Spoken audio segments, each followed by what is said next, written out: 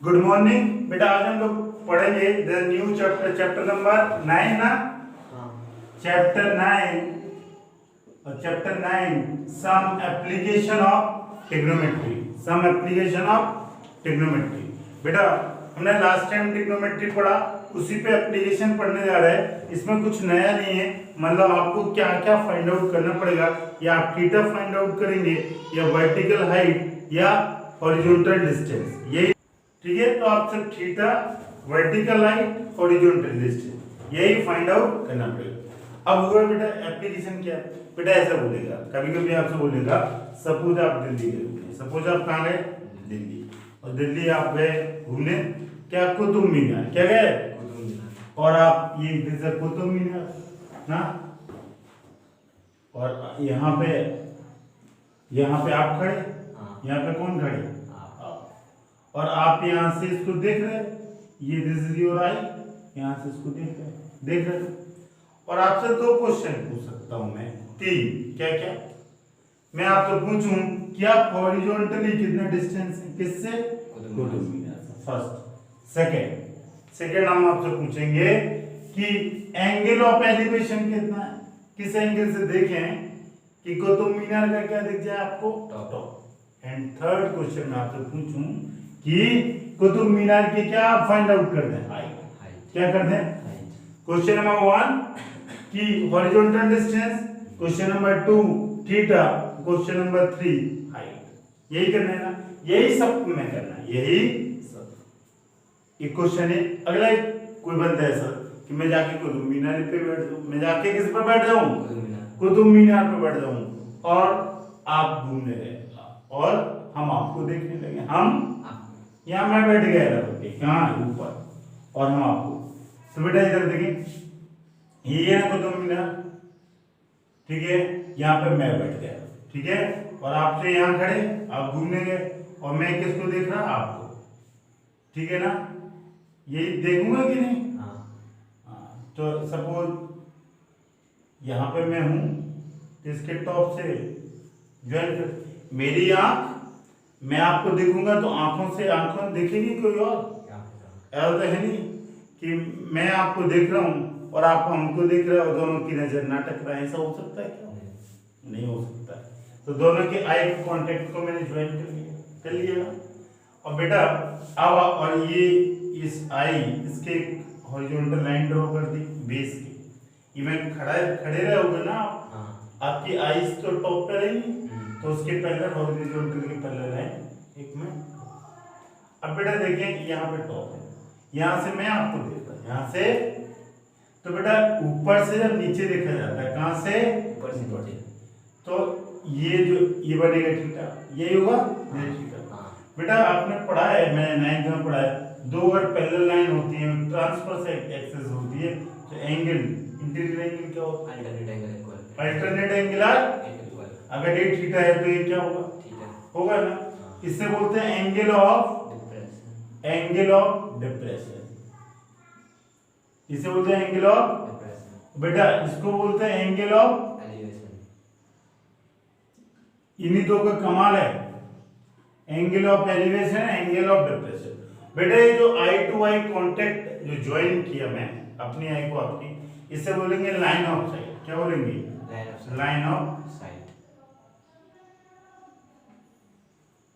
इसे बोलेंगे line of site. कोई दिक्कत नहीं है ना? अगर ये लाइन ऑफ साइट मतलब ऑब्जर्वर और व्यूअर दोनों के आई को क्या कर दें? ज्वाइन, ये ठीक है। और ये थीटा है, this is angle of depression और this is angle of elevation. बस इतना सा चीज याद रखना। एक और एग्जांपल दे रहा हूं, एक और। सपोज मैं कुतुब मीनार पे था ना, और आप फ्लाइट पे आ गए। आप किस पे आ गए?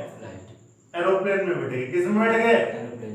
और आप मेरे मजे ले गए, और मैं खुद हूँ, मैं सोच रहा हूँ मैं टॉप पे हूँ, आप मेरे से भी टॉप पे आ गए, मेरे से भी आ गए ना टॉप पे, मतलब। और आप मेरे जस्ट ऊपर है या साइड में कहीं, तो प्लेन कहाँ ऊपर होगा? यहीं पे होगा, यहाँ कहीं प्लेन। और अब मैं आपसे बोलने लगूं क्या, या आप मेरे से बोलेंगे हमारे और आपके बीच में डिस्टेंस कितनी है? दोनों के बीच का डिस्टेंस कितना है? कहाँ पे? आप मेरे जस्ट ऊपर, आप मेरे जस्ट ऊपर, और आप किस पे, प्लेन पे, आप किस पे हैं, प्लेन पे, ठीक है ना। इस टाइप का मतलब एक के ऊपर एक, या ऐसी ऐसा सिचुएशन होंगी कि कभी एक के ऊपर एक एक। अब अगली सिचुएशन क्या हो सकती है, क्या निकालना होगा वो अभी मैं कुछ समय बाद बता रहा हूँ। अब क्या हो सकता है, सपोज आप अभी तो मैंने एयर का एग्जाम्पल बताया, मतलब एरोप्लेन। अब हम आपको स्टीमर में बैठा दिए, नाव में बैठा दिए ना, बोट में बैठा दिए, ठीक है ना। और आप हम लोग पौंडीचेरी गए घूमने के लिए, और आप हम लोग कहाँ जा रहे हैं, टापू पे। कहाँ पे जा रहे हैं, टापू। और मैं टापू पे बैठा हूँ और आप टापू से निकल पड़े घूमने के लिए, आप निकल पड़े, ठीक है। और हमें नहीं पता आप कहाँ निकल पड़े, तो दिस इज अ टापू, ठीक है ना। आप निकल पड़े इस डायरेक्शन में, दिस इज अ वाटर ना, ये बोट है। और मैं आपको सर्च करने के लिए, क्योंकि मेरी रिस्पॉन्सिबिलिटी थी आपको घुमाना, इस डायरेक्शन में निकल गए, इस डायरेक्शन में। और एक बंदा और मेरे साथ में जो था वो यहाँ पे रुका रहा। अब वो दोनों, एक बंदा तो होना, एक व्यूअर और ऑब्जर्वर। ये क्वेश्चन होगा, एक व्यूअर होगा और एक ऑब्जर्वर। समझ रहे, व्यूअर और ऑब्जर्वर तो एक ही हो गया, समझ रहे, एक ही हो गया, तो अलग नहीं। मतलब एक बंदा होना चाहिए, एक ऑब्जर्व करने वाला बंदा, ठीक है ना। दो बंदे की जरूरत रहती है।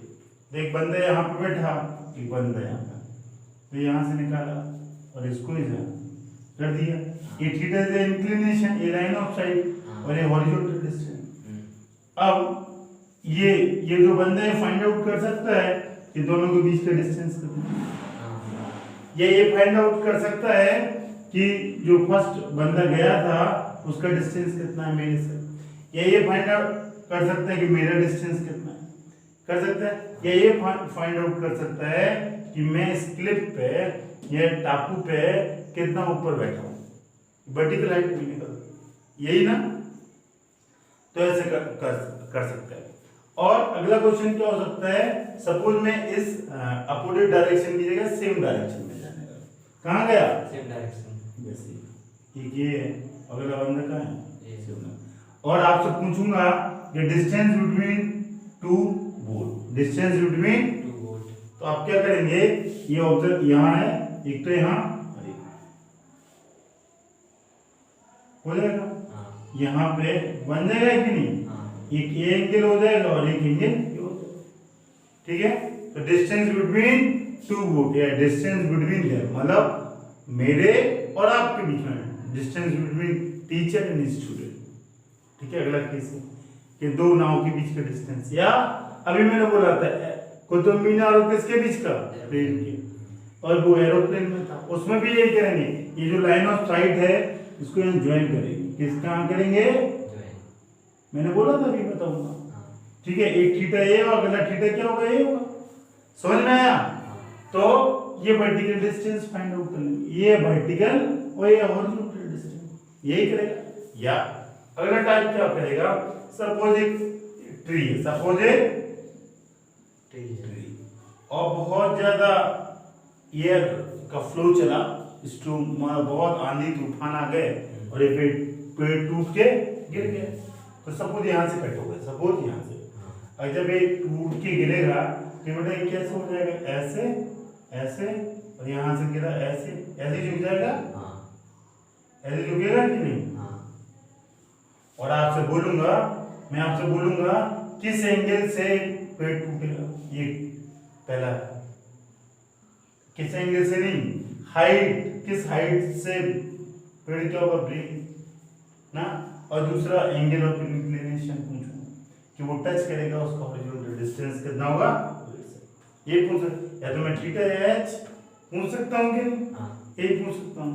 ये ऐसे क्वेश्चन, ऐसे डिफरेंट क्वेश्चन बहुत सारे वो बना सकता है। या एरो, ये कुतुब मीनार और ये था फ्लाइट, अब क्या होगा, दो पैरासूट, आप पैरासूट में नहीं बैठे, पैरासूट में बैठा, ठीक है ना, और एक और दो बंदे पैरासूट में जा रहे हैं, उनके बीच का डिस्टेंस, हॉरिजॉन्टल डिस्टेंस भी निकाल सकता है और वर्टिकल डिस्टेंस, किसके रिस्पेक्ट में, मेरी, मैं देखने वाला हूँ, मैं पैरासूट वाले को, दो बंदे गए, मतलब आप लोगों में से कोई दो बंदे गए पैरासूट में, ठीक है, और मैं ऑब्जर्व कर रहा हूँ, मैं क्या हूँ, Observer. मैं देख रहा हूँ कि उनके बीच का डिस्टेंस क्या है, वर्टिकल डिस्टेंस कितना है उनके बीच का और मेरे और पैराशूट के बीच का वर्टिकल डिस्टेंस, ठीक है ना।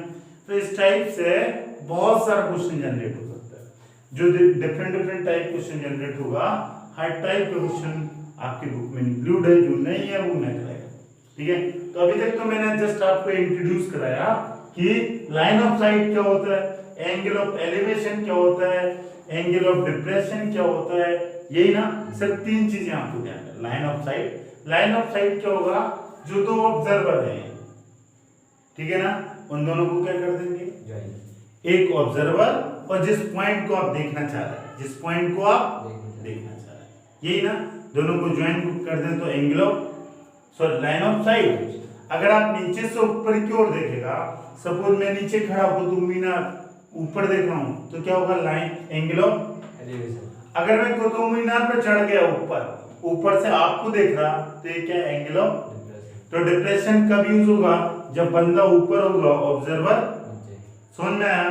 और एंगल ऑफ एलिवेशन कब होगा, जब बंदा नीचे और ऑब्जर्व ना, नीचे से ऊपर देखना डिप्रेशन एलिवेशन, ऊपर से नीचे देखना लाइन ऑफ साइट। क्या होता है, दोनों को ज्वाइन कर, जिसको देख रहे और जो ऑब्जर्व, बस खत्म। इतना सा आपको याद रखना।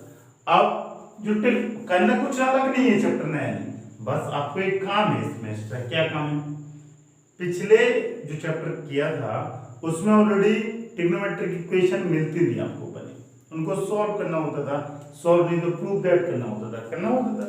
लेकिन इस चैप्टर में आपको ट्रिग्नोमेट्रिक इक्वेशन खुद से जनरेट करनी होगी, खुद से जनरेट करना होगा, ठीक है ना। बस इतना, और तरीके सारे के सारे वही, तरीका कुछ भी नया नहीं है। अगर मैं बोलूं कि इसमें कोई न्यू मेथड, न्यू तरीका, देयर इज नो तरीका, देयर इज नो मेथड, ठीक है। बस यही है angle of elevation, angle of depression. तो मैं एक क्वेश्चन की मैं 1-2 क्वेश्चन कराता हूं तो सारी चीजें क्लियर हो जाएंगी, ठीक है बेटा। देखिए बेटा, इस पे बेस्ड क्वेश्चन करते हैं हम लोग।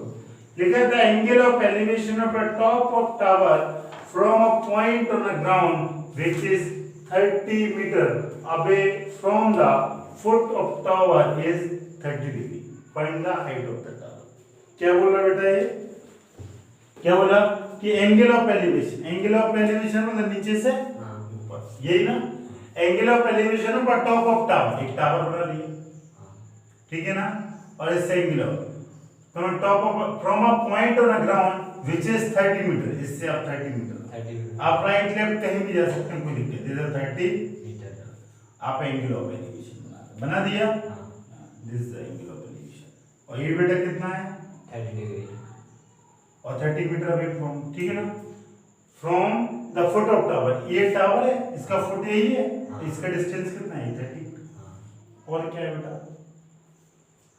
Foot of tower is 30। Find the height of the tower. आपको क्या फाइंड आउट करना है, हाइट। यही ना। मान लिया this A, this A B, this A C, है ना ट्रिग्नोमेट्री। तो कुछ और है, बहुत आसान है यार। थीटा पता ही आ जाएगा। क्या लगा देगा, क्या लगा देगा, 10 थीटा 30। 10 30 इक्वल टू क्या होता है, BC P अपॉन B। और 10 30 का वैल्यू BC और P का वैल्यू क्या आपको फाइंड आउट करना है, मतलब BC। और बेस क्या है, 30 ना। और 10 30 क्या होगा, 1/√3 यही होगा। तो BC इक्वल टू क्या है, 30 अपॉन, इधर देखें, इसको सॉल्व करेंगे तो ऊपर नीचे √3 का कर सकता है। तो आप ये भी लिख सकता है कितना, 10√3। क्या लिख सकता है, 10√3। क्या लिख सकता है, 10√3। कोई दिक्कत, सही है आपका आंसर। बस आपको ये ध्यान रखना चाहिए कि 10 30 की जो वैल्यू है वो क्या होता है, √3 1/√3। तो आंसर BC इक्वल टू कितना है, और तो कुछ नहीं पूछा। 10√3 नहीं। अगला क्वेश्चन है, a kite is flying at a height of 60 metre above the ground। एक काइट है वो above the ground कितने मीटर हाइट, 60। हाँ तो मैं ग्राउंड बनाता, मैं देखो बेटा, ये ग्राउंड रहा और एक काइट रही, ये काइट रही, और कितना हाइट है 60 मीटर। ज्वाइन कर दिया। इसके लोअर वाला लेंगे क्या अपर वाला लेंगे? यही लेंगे लोअर वाला। हाँ, आगे the ground the string is added the string above the ground the string is attached to the kite is temporarily tied to a point on the ground. The inclination of a string with the ground is 60. अब पतंग ऐसे कड़ा ऊपर तो exact चला नहीं जाएगा, यहाँ कहीं पे ये वायर होगा, वायर मतलब स्ट्रिंग होगी ग्राउंड से अटैच्ड, यही है ना। अब बेटा ये बताएं, यही है temporary tied to a point on a ground. ये टेम्परेरी यहाँ पे क्या कर दे बांध दिया। हाँ, on a ground the inclination of the string with the ground is 60 degree. ये कितना एंगल? 60। Find the length of the string assuming that there is no slack in the string. There is no slack in the string मतलब ये जो धागा है इसमें ढीला नहीं होना चाहिए, ढीला होगा तो उड़ पाएगी, पतंग हो गए तो अक्सर आप उड़ा एकदम टाइट रहता है, तो हमने मान लिया कि इसमें नो स्लैक मतलब कोई भी उसमें हाँ मतलब सीधा है, टाइट है, मुरझाया नहीं है। और आपको क्या निकालना है? यही तो निकालना है। क्या निकालना है? Find the length of a string, यही निकालना है लेंथ ऑफ ए स्ट्रिंग। और लेंथ ऑफ ए स्ट्रिंग क्या होगा? ये यही होगी, this is the length of a string. तो आप इसको ये मान लें, इसको बी मान लें, इसको आपको ये निकालना है क्या? बीसी क्या फाइंड आउट करना? एसी। अरे बीसी यार, length sorry AC, length of AC is the length of string, length of ये फाइंड आउट करना। तो ये पिछले क्वेश्चन तो है, इसमें बेस दिया तो उसमें हाइट की मिले, है ना आसान। तो अब क्या करें? ये आसान, ये 30 इसमें क्या लगा है? साइन 60 साइन 60 इक्वल टू होता है परपेंडिकुलर अपॉन एच, और साइन बेटा परपेंडिकुलर क्या है? 60 और एच क्या है? एसी, और साइन 60 की वैल्यू क्या? √3/2 60 अपॉन एसी। तो एसी इक्वल टू क्या हो जाएगा बेटा? 60 × 2 अपॉन √3, यही होगा। इसको सॉल्व करेगा तो ये कितना हो जाएगा? 120 √3 होगा। √3 का ऊपर नीचे तो बेटे 3 हो जाएगा, तो ये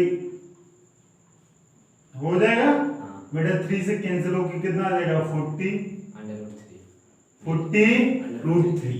और बेटा ये सेंटीमीटर है मीटर? तो इसको आप किस में लिख देगा? This is 40 × √3। आपने देखा पिछले क्वेश्चन में आपको परपेंडिकुलर हाइट निकालनी थी और इसमें हाइपोटेन्यूज, लेकिन है तो ट्रायंगल, सिंपल सा ट्रायंगल कि कुछ और उससे भी आसान है। ये अगर क्वेश्चन आ गया एप्लीकेशन का तो मान लो कि उससे भी बहुत सिंपल है, और इससे एक पक्का क्वेश्चन आना 6 या 4, कोई रोकने वाला नहीं है, 100% है। मतलब 15-20 क्वेश्चन करो और श्योर है क्या आना है, और कॉन्सेप्ट भी बहुत आसान। ठीक है, अभी मैंने एक में बेस और एक में हाइट निकाला, अब एक में एंगल निकालूंगा, एंगल ऑफ एलिवेशन डिप्रेशन, तो सारा चीज क्लियर हो जाएगा। देखें बेटा अगला क्वेश्चन देखें, बोला from a top of 7 metre high building the angle of elevation of top of cable tower is 60 ये क्या बोला? From a top of 7 metre building. बेटा एक बिल्डिंग है, इसका हाइट कितना है? 7 मीटर, यही ना। From a top of 7 metre high building the angle of elevation of top of tower, ये एंगल ऑफ एलिवेशन यहाँ बनेगा ऊपर, और एक टावर होगा तभी एंगल ऑफ एलिवेशन बनेगा, और दोनों सेम बेस पे है ना। अब एंगल ऑफ एलिवेशन बनेगा क्या? एंगल ऑफ एलिवेशन क्या होता है? Angle of elevation from the x axis, angle between line of site and x axis, यही होता है एंगल। तो लाइन ऑफ साइट ए है, एक्स एक्सिस ए है, तो इसके पहले एक लाइन मैंने यहां ड्रॉ कर दी, कोई दिक्कत? तो लाइन ऑफ साइट और एक्स एक्सिस के बीच में क्या बनता है? थीटा, और थीटा को क्या एंटी क्लॉकवाइज डायरेक्शन में 60 बोला, और ये कितना है? थीटा इक्वल टू 60 हो गया। एंड आगे बोल रहा है and a angle of depression of 8 foot is 45 degree, find the height of tower. बेटा यहाँ से एंगल ऑफ एलिवेशन होना, और आगे बोला आ angle of depression of it foot. किसका फुट? Cable tower. इसका फुट मत समझ लेना, किसका? केबल टावर का। Is angle of depression of foot of tower is 45। तो बेटा एंगल ऑफ ये होगा 45। हाँ। एंगल किसके बीच में है? एक्स एक्सिस और लाइन ऑफ साइट के बीच में बनता है। हाँ। तो बेटा ये 45, तो ये 45। पता है ना क्या कॉन्सेप्ट? हाँ। क्या है concept? Alternate interior angle. Alternate, दो लाइन पैरेलल होती है तो अल्टरनेटिंग एंगल क्या होते हैं? इक्वल। यही है ना। Then find the height of the tower. क्या फाइंड आउट करना? ये करो। अगर आप ये नहीं समझ पाए angle of depression of foot of tower, ऐसा मत कर देना एंगल ऑफ डिप्रेशन यहां से इसके फुट तक बना। समझ में? आप इस बहुत ध्यान से एंगल ऑफ डिप्रेशन, जहां से एंगल ऑफ एलिवेशन वहीं से एंगल ऑफ डिप्रेशन और इसका फुट, बस बहुत आसान। कौन से? पहले हम ट्रायंगल की नेमिंग कर दें। ये ए बी सी डी। कौन से दो ट्रायंगल बन रहा है? Triangle A B C and triangle A D E. यही ना? ए बी सी और ए डी सी, यही है। अब जरा देखो बेटा इसको कैसे, कौन सा ट्रायंगल लेना है? ट्रायंगल एबीसी और ट्रायंगल ये है, इसमें आपको 7 गिवन है। हाँ, 10 थीटा लगा देंगे। तो 10 45 इक्वल टू क्या होगा बेटा? AB अपॉन BC, और ये 1 होगा। AB की वैल्यू कितना है? 7 और BC, तो BC इक्वल टू कितना है? 7। अब इन ट्रायंगल, कौन सा ट्रायंगल? ADE में क्या करेंगे बेटा? 10 60। 10 60 क्यों लगाया? ये परपेंडिकुलर क्या है? D। इसको h माइनस, कोई दिक्कत? अब देखिए बेटा ये टोटल h है और ये 7 है, तो ये कितना हो जाएगा? h minus 7। तो आप क्या लिखेंगे? 10 60 इज √3 और ये h माइनस 7 अपॉन AD। आप देखेंगे AD की वैल्यू AD और BC इक्वल, हाँ 7, तो AD इक्वल पहले लिखें h माइनस 7 हो गए ना। हाँ। अब वी नो दैट, क्या जानता है हम लोग? AD equal to BC, so 7 equal to h minus 7 √3, और ये कितना हो जाएगा? 7 √3 h माइनस 7 होगा ना। और इसको आप सॉल्व करेंगे तो ये बेटा कितना आ जाएगा? h इक्वल टू 7 √3 + 1, यही आ रहा बेटा। 7 को common, 7 h equal to 7 √3, this is your answer. कोई दिक्कत? Height of the tower is, बहुत आसान था। आपने देखा एंगल ऑफ एलिवेशन भी यूज होगा, एंगल ऑफ डिप्रेशन। अगला क्वेश्चन देखिए, as observe from a top of 7 meter high lighthouse। कितना मीटर हाउस है? कितना हाइट है उसका लाइट हाउस का? 75 मीटर। 75। आगे बोले, आगे। From a lighthouse, as observe from a top of 7 metre high lighthouse from a sea level. कहां से? Sea level. बेटा ये सी यहीं पे है, this is sea level, from sea level. आगे क्या लगा? The angle of depression of two ship are 30 degree and 45। One ship exactly behind the on the same side of the lighthouse. Find the distance between two ships. दो ship जा रही। Angle of depression जब आप ऊपर से देखेंगे तभी नीचे देखेगा तभी डिप्रेशन। तो बेटा दो शिप जा रही और एक के पीछे क्या है? यही है।